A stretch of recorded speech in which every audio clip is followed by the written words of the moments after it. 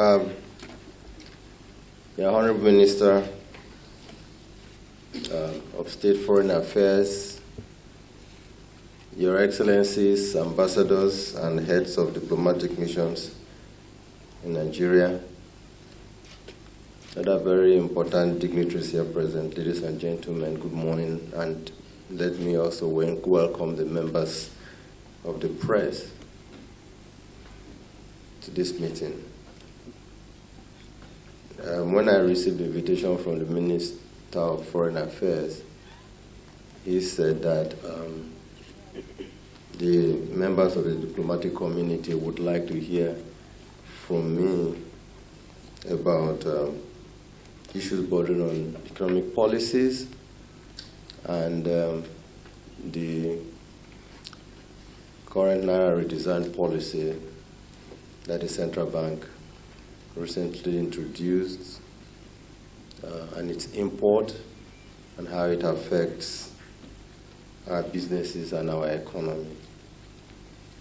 I have a short speech to present. Hopefully with that I would be able to touch on some of the points that you may want addressed. Then after that we can go into the interactive sessions where questions will be asked.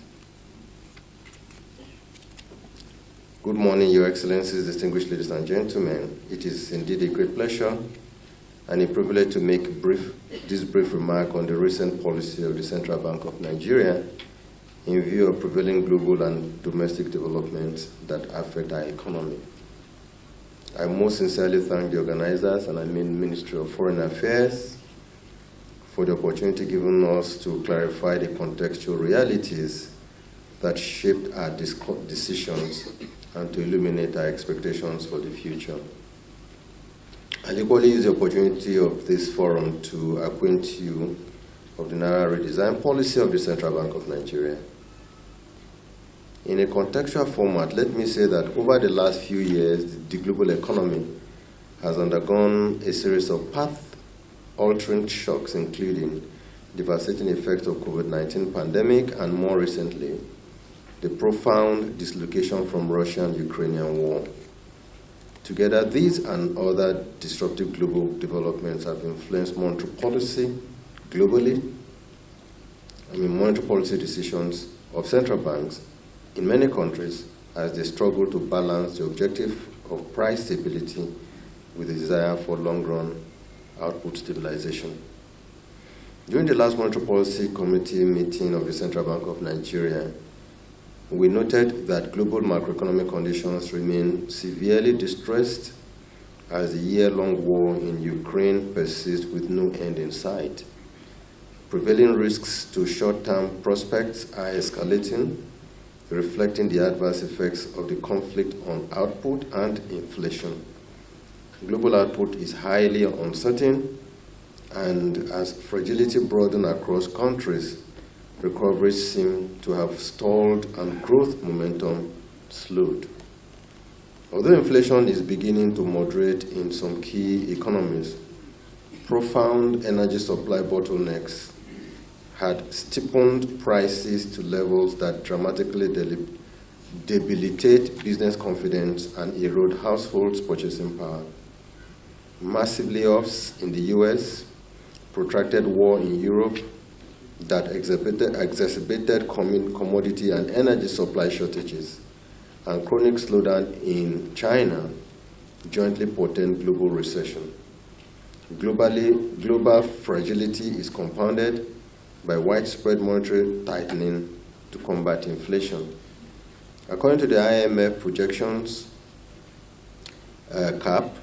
global growth at 3.2% for 2022 and 2.7% in 2023, reflecting lower estimates for both advanced economies and emerging markets and developing economies. For domestic and development, amidst the dampening effects from global conditions, short-term outlook of the Nigerian economy remains stable and tilts to the upside. The steady pickup of economic activities observed throughout 2022 is expected to continue in 2023, keeping recovery on track. This follows programmed measures to mitigate external shocks, curtail domestic constraints, strengthen economic fundamentals, elicit structural rebalancing, and boost long-run prosperity. Regardless of existing fragilities and relentless exogenous threats, the Nigerian economy has so far largely withstood powerful global pressures. With a 2.25% year-on-year growth during the third quarter of 2022 versus the 3.54% during the second quarter of 2022, GDP remained on track and could consolidate in 2023. This followed the sustained rebound of business activities, increased labor mobilization, and expanding productive capacity, especially in the non-oil sector. At 4.27% growth in the non-oil sector, remained robust during the third quarter of 2022, reflecting the faster 7.01% expansion in services and 1.34% in agriculture. However, contraction of oil GDP worsened to minus 22.67% due to acute impairments in that sector. In-house analysis of overall GDP projects 2023 growth at 3.01% vis-a-vis the 2.8% estimated for 2022 and 3.4% recorded in 2021. This observed performance was buoyed by continued Central Bank of Nigeria interventions to support critical economic activities, resolved long-standing structural constraints, and bolster domestic productivity with favorable effects on market prices. Though year-on-year inflation rate at 21.34% in December 2022 remained above medium-term average and the bank's tolerance band, it eased by 0.13% points from the November outcome. This marginal reduction reflected the 0.38% point drop in food inflation to 23.75%, as against the 0.25 percentage points rise in core inflation to 18.49%. This year-on-year disinflation is feasible, especially as seasonality factors elevated month-on-month inflation by 0.32 percentage points to 1.71% in December. The Monetary Policy Committee noted that headline inflation at over 21% is unacceptably high, or unacceptably remained at a growth inhibiting level and must be resolutely tackled. And that is the reason monetary policy remains in a tightening zone, and the general belief in monetary policy is that it will be difficult for us to adopt monetary policy accommodation unless we see inflation trending aggressively lower to the very, very low double digits. Generally, global forces, infrastructure and energy bottlenecks, security challenges, electioneering cycle, plus global logistic and distribution inadequacies are propping domestic inflation. Some of these factors are being tackled through our developmental initiatives. Near-term outlook suggests noticeable disinflation in 2023 if adequate policy measures are timeously undertaken. Observed inflation levels also reflected the liquidity conditions in December 2022. At 11.61%, the 0.85 percentage points month-on-month fall in weighted average open buyback rate implied surfeit of financial market liquidity.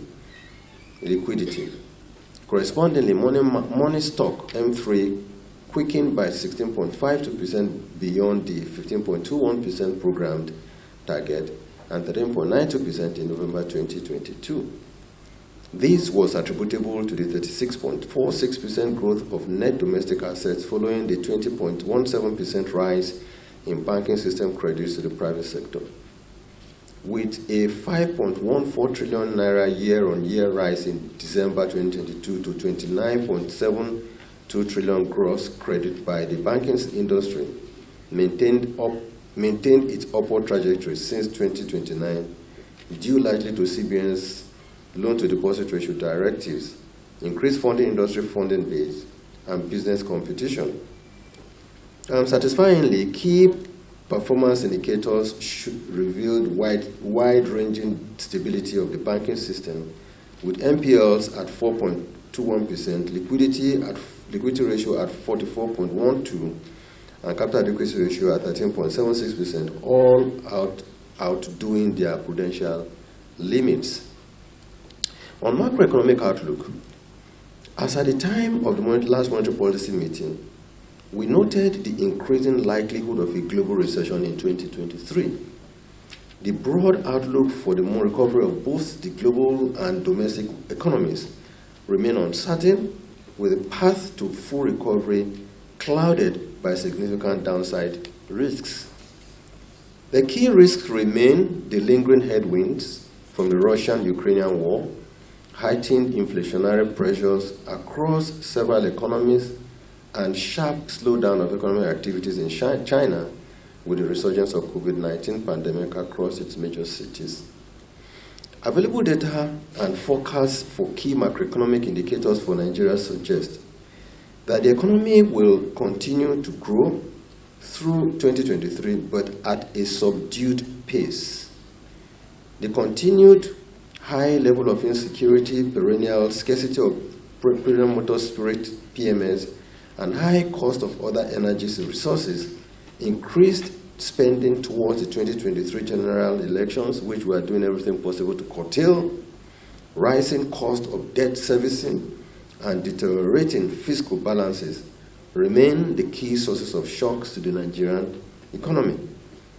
Accordingly, the economy is forecast to grow in 2023 by 3.01% by the CBN estimate.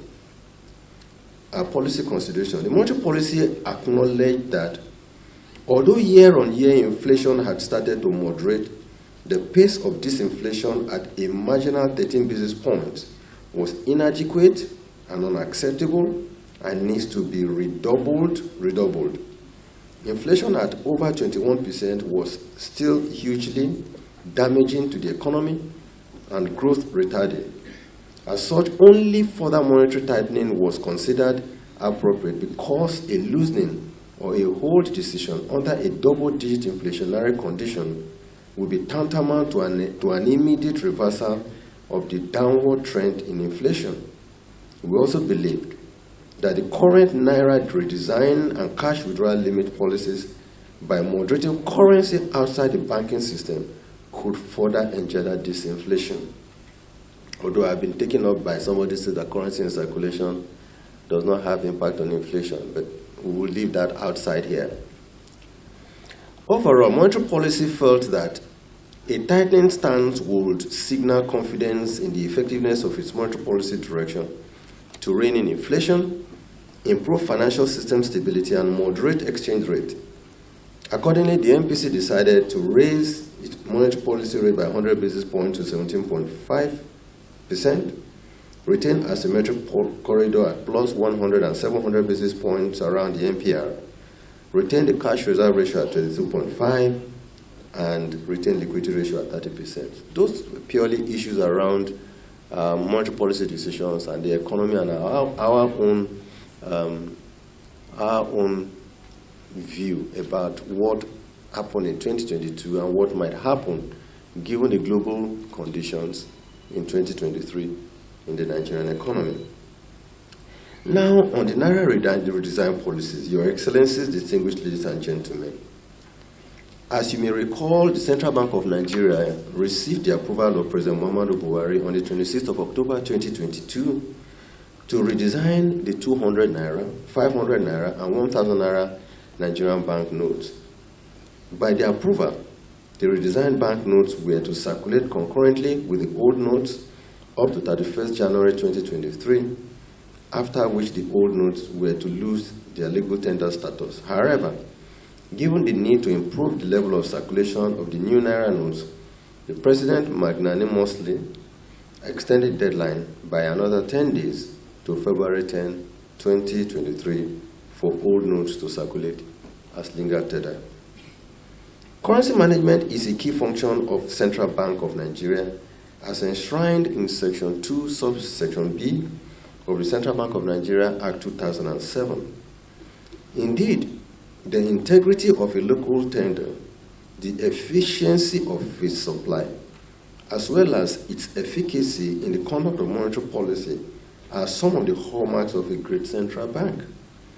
Due to persistent challenges that are inundating currency management in Nigeria and undermining our sovereign integrity, the CBN conducted extensive in-house analysis and consultation, which suggests the need for a policy to redesign some of the Nigerian banknotes. The currency redesign policy is also consistent with Section 20, subsection 3 of our Act, which gives the bank the power to recall extant banknotes or coins following the approval of the President and a reasonable notice period.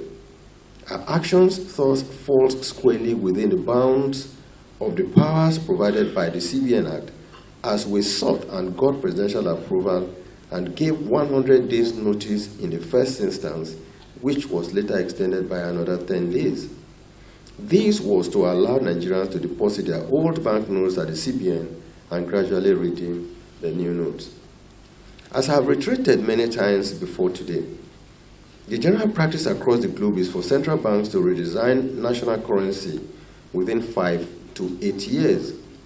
From the onset of this currency redesign program, we made it very clear that for over 19 years, the Central Bank of Nigeria has not been able to undertake this important currency and liquidity management function that has important ramifications for the effectiveness of monetary policy. Why the design? Our principal aim with the currency redesign initiative is to make monetary policy decisions more efficacious, and like you can see, we have started to see inflation trending downwards and exchange is relatively stable. Again, those who doubt us keep arguing about this, but we keep saying that we have data and we'll continue to rely on our data as basis for decision making at the Central Bank of Nigeria. Secondly, we aim to increase financial inclusion in the country by reducing the number of the unbanked population. We've been at the forefront trying to see what can be done to adopt a cashless economy. And this started since 2012. Indeed, the Bill Gates and even Queen Maxima had visited us at some time in 2018, and we gave a commitment by around the end of 2020 or 2021 that would have moved close to about 80% cashless. Unfortunately, we are still now, or before this policy, at about 60 to 64. We believe that with what we're doing now, we should be able to ramp up cashless. Cashless is something that has gone around practically most of the world today. But unfortunately, we find that in Nigeria, our people still continue to like carrying cash around. Like I said earlier, the cashless policy started in 2012 under my predecessor. Between 2012 or between 2014 and now that I've been governor of the Central Bank of Nigeria, we had made at least 5 reversals at our attempts to really deepen cashless and improve the level of financial inclusion in Nigeria.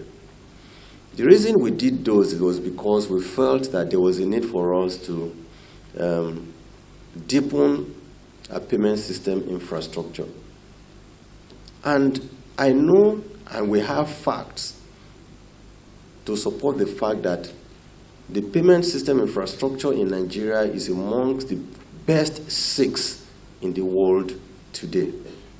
So we believe that we have put in place enough infrastructure that will help us attain or achieve the cashless policy that we do aim to attain in line with global best practices. You are all foreign dignitaries representing your countries in Nigeria. And you know, and you will agree with me, that the level at which people carry cash in Nigeria is unacceptable. in your countries, you do not carry cash anyhow. When you carry cash and you are seen, you are questioned. You are questioned and you are profiled continuously. We want to look like your country. And that is the reason why saying Nigeria being the largest economy in Africa, Nigeria with the largest population in Africa, really must really go cashless. And we are delighted at the Central Bank of Nigeria that with the support of President Muhammadu Buhari, we would achieve this. We know that at these initial stages, Nigerians will go through some what we call temporary pains. And we call it transient. Transient because there will be normal pains that will come with those kind of shocks. Indeed, I must describe this shock as unprecedented. And that is why I would continue to appeal to everybody, Nigerians, and those of you who constitute a diplomatic community, to give us all the needed support for us to achieve this objective. We want our country to look like your country, and we will continue to seek your support for us to be like you. In the area of cashless, in the area of doing things where people handle money the way they should handle cash, and not handle them for illicit purposes. Thirdly, our aim is to support the effort of our security agencies in combating banditry and ransom taking in Nigeria through this program. And we can see that the military are making good progress in this important task. Available data at the Central Bank of Nigeria showed that in 2015, currency in circulation was just 1.4 trillion naira. As at October 2022, currency in circulation had risen, indeed, more than doubled to over 3.2 trillion naira, out of which only 500 billion was within the banking system and 2.72 trillion held in people's homes. And let me, I would say, because I said this in a few, just some, and I will reveal this maybe in my private discussion with the president and with the EFCC chairman sitting. And I was telling the president, Mr. President, do you know why currency in circulation more than doubled? He said, no, tell me why. I said, it's because of this young man, the EFCC chairman. The EFCC chairman looked at me, and I said, in the last 5-6 years, we have, Central Bank of Nigeria came up with a policy where we said that banks must report what is called suspicious transactions. Suspicious transactions, once there's cash transaction or even electronic transactions that go beyond a particular threshold, banks must report them as suspicious transactions. And what happened is that when suspicious transactions are reported by banks to the NFIU, the EFCC and ICPC are obligated to pick those suspicious transactions and investigate them. But of course, what we found is that in the course of investigating them, those who felt that they were being investigated for those suspicious transactions began to abandon the banks and began to build vaults in their homes. That is the reason we've seen currency outside the banking industry at 2.72 trillion out of 3.23 trillion. This is unacceptable. We want a situation where the Central Bank of Nigeria is in firm control of money supply. And like I keep saying, we have our data. The Central Bank of Nigeria, I'm proud to say, is a resource center. We have our data, and we work with data on the basis of which we reach our decisions. And that's why I keep saying that we cannot continue to have a situation where 2.72 trillion out of 3.23 trillion naira is in people's homes. You will not allow it in your country. You have to be in charge. Your Fed or your central bank must be in full control of currency circulation, so decisions they take and monetary policy, whether they want a tight monetary policy or whether they want a loose monetary policy, can be efficacious when they say this is direction, everything flows in that direction, not a situation when they say go in the right direction, people go in the left, because there are people who are holding tons of cash in their homes to undermine monetary policy. It can work. So we need a country so that we can truly be able to direct the economy in the way that we think it should be. So we're saying 2.27 trillion held in people's homes. This indicates that so far we have held excessive amounts of currencies in our hands rather than in banks or in cashless platforms. Ordinarily, when the central bank releases currency into circulation, it is meant to be used, and after a fraction of time, it returns to the CBN, thereby keeping the volume of currency in circulation under the firm control of the CBN. It should also be noted that the notes in private homes and outside the banking system are not available for economic activities and thus may affect the economy from attaining its full potential, its full growth potentials. Our in-house analysis of the pre-policy currency adequacy indicate that not only that currency outside banks was excessive, but also that quantum of currency in circulation was suboptimal. Exhaustive simulation and model-based analysis founded on the drive to achieve a 20 to 40% cashless economy indicate that the optimal volume or value of currency in circulation for the Nigerian economy should just be about 700 out of 3.23. Let's even imagine it's not 700. Let's imagine it's 800 billion. Let's indeed imagine it's 1 trillion naira. If we are saying that 1 trillion naira is optimal, then we cannot allow 3.23 trillion to be in circulation, out of which 2.7 is in people's homes. Monetary policy will not work. This is just a fraction of the hitherto currency supply to the economy and could explain, in part, the excessive demand we have witnessed in foreign exchange market and, to some extent, global goods. Generally, currency design policies are designed by countries to strengthen the performance of key macroeconomic parameters and equally combat social improprieties. Chiefly, it is expected to reduce the amount of cash in underground and illicit economy, truncate activities of racketeers, and obliterate rent-seeking businesses in the black market. By reducing currency outside banks, it will shrink money stock and accordingly lower the long-run path of inflation. The ensuing deflationary pressure could elicit interest rate cuts that will, in short to medium term, boost economic activities, spur aggregate demand, and enhance output growth.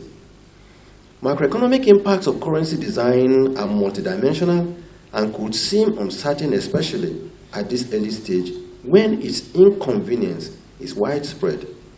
By spurring more people to use bank accounts, this policy will further increase bank account ownership and increase the use of accounts by enhancing people's saving behavior. It could encourage some hitherto informal business operators to formalize the pattern of transactions and adopt more formal settlement channels. As experiences from other jurisdictions have shown, effective monetary policy design can support regulatory reform, increase legislative reach, and coordinated fiscal and structural policies. Aside the general benefits of a currency redesign, we expect a number of economic gains for Nigeria, including 1, reduction in money supply. Effectively, implemented currency redesign causes a fall in money supply. This will lead to reduction of value of money in circulation and a deceleration of the velocity of money in the economy, leading to less pressures on domestic prices. As we mop up cash in circulation, money supply could decline under certain assumptions. In addition, the speed at which money changes hands could reduce. basic economic tenets under the quantity theory of money suggest that the fall in monetary velocity could retard price growth and taper nominal money supply, lowering inflation. The policy is typically expected to cause deflation in the market as less cash holding reduces currency outside banks and retards money circulation. The accompanying decline in money supply will thus slow the pace of inflation. As you can see, we have started to witness inflation trending downwards, following general price stability in almost all genera of market, including goods for goods and financial products. For instance, analysis show that an effective implementation of the policy could by itself scrap 4 percentage points off the current level of inflation as it steadily slows inflation rate to about 18% by the mid of 2023. This is achievable as data from our market sources indicate that prices of grains and key staples around Suleja and Lambata markets, for instance, have generally been on the downward trend since the beginning of this policy. The price of soybeans has dropped from 30,000 to 22,000, maize from 18 to 16,000, and the bull from 400,000 to 330,000. On exchange rate stability, prior to the announcement of the policy, the huge cash haul outside the banking system had exerted significant pressures on exchange rate at all windows, but more so at the parallel market as it engendered asset substitution by speculators and rent seekers. While the policy was initially estimated to lead to more speculations due to panic moves as most people tried to understand the policy actions, it is expected to reduce speculation in the medium to long term. Today, the limited circulation of the new Naira note has forced the hands of speculators, and we are beginning to witness some stability. The initial pressure is projected to further moderate as the implementation of this policy takes off and a wider understanding pervades the system. Why are we seeing queues and the pressure? Before concluding this brief remark, let me state, and sadly too, that we acknowledge the widespread inconveniences due to this policy. We have observed pervasive incidents of hoarding and predatory activities of some vendors and unscrupulous Nigerians. The principal causes of the hardship to the citizens following the redesign include hoarding. We have noticed that some members of the public are hoarding the new Naira notes, thereby restricting their flow through the economy.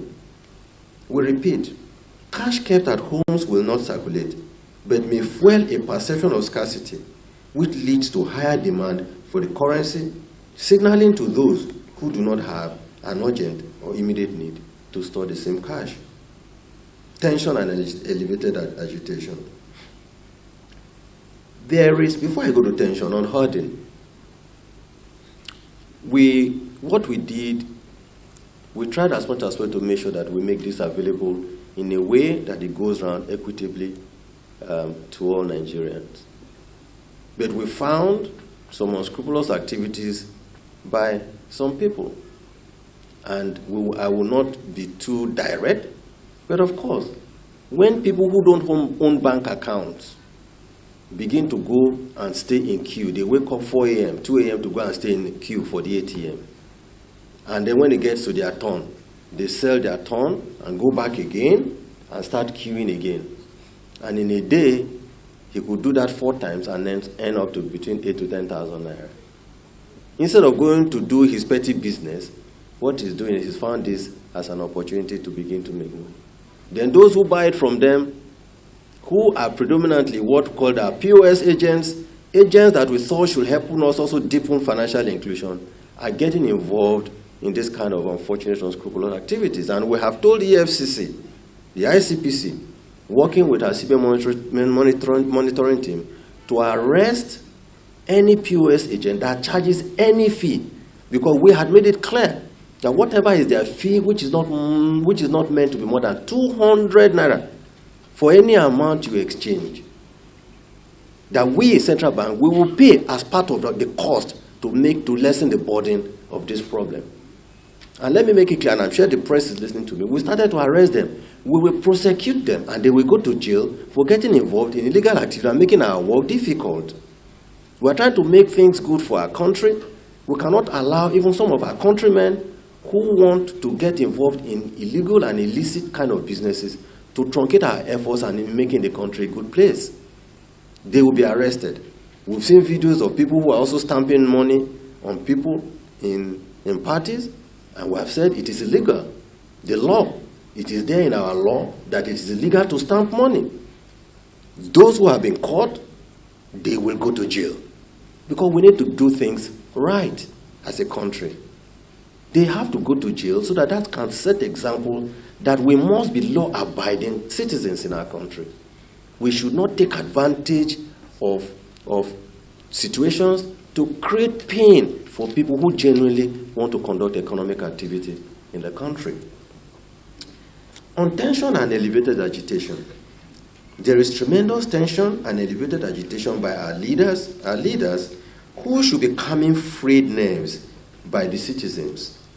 We believe that a large proportion of these agitations are staged, they are sponsored propaganda, or an exaggeration of the reality. No doubt, there are pockets of pressures in some areas. The CBN is working hard to shift pressure, to shift resources to those areas in order to ease the tension.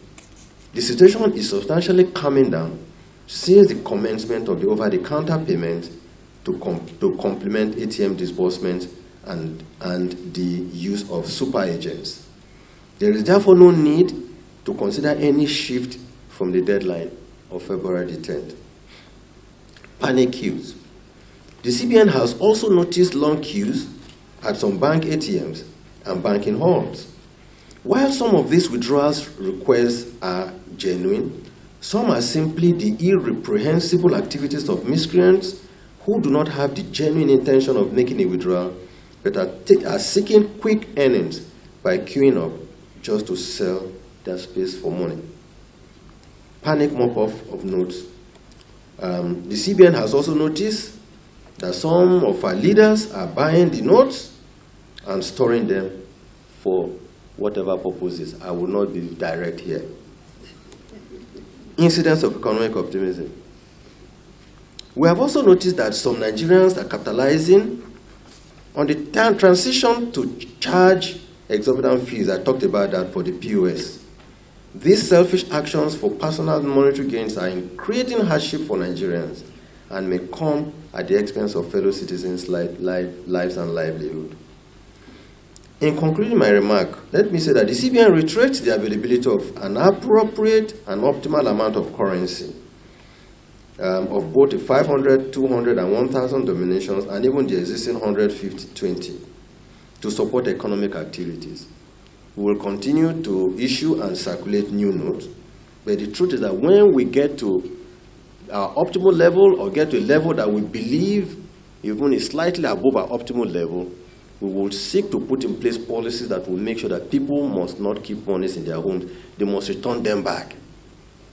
If you don't return them back, we will do what we need to do to make sure you don't store those monies. Or when you store them, they will be useless in the vaults that you have built in your homes. We are mindful of the challenges some citizens have faced and are addressing them. There have been reports of occasional failures in e-channel platforms, and our monitoring suggests that whilst there has been an expected surge in electronic transactions, these have not risen to unprecedented levels, and the payment system is well equipped to handle even higher transaction volumes. Whilst transactions failures are bound to occasionally occur, the public is encouraged to have full confidence in Nigeria's globally recognized payment system infrastructure. Banks have also been instructed to ensure 24/7 service availability and promptly address any customer refunds arising from such service failures. We remain committed to ensuring a seamless, inclusive, and equitable implementation of this exercise for the overall benefit and the good of our people, the financial system, and the Nigerian economy as a whole. I thank you all for your attention.